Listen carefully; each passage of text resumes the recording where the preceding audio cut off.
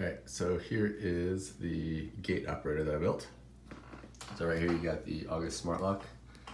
And so with this, I've tapped the blue wire nuts.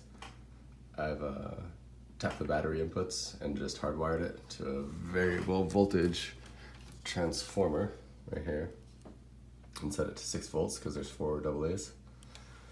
And then these green wires are where I've tapped the motor to grab the voltage from that and then send it down to this relay switch. So every time the motor gets activated, this relay switch gets activated.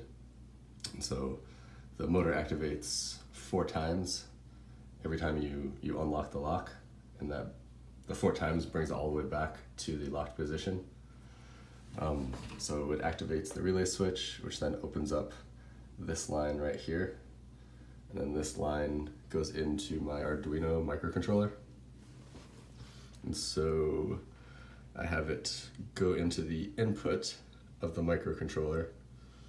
And so the input receives each time the motor activates. I set a variable to count each time it activates. And so then it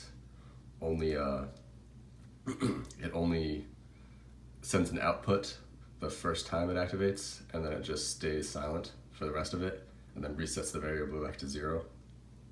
And so then on the output, I have the output go through this little guy, this transistor, to increase the voltage enough to activate this relay switch. And then once this relay switch activates, these black wires will go to the gate actual circuit board to trigger it to open. So it works. I hooked these up to a LED with a battery source, and it did exactly what I wanted to do. So now I just gotta kind of clean it all up and then install it and hope it still works.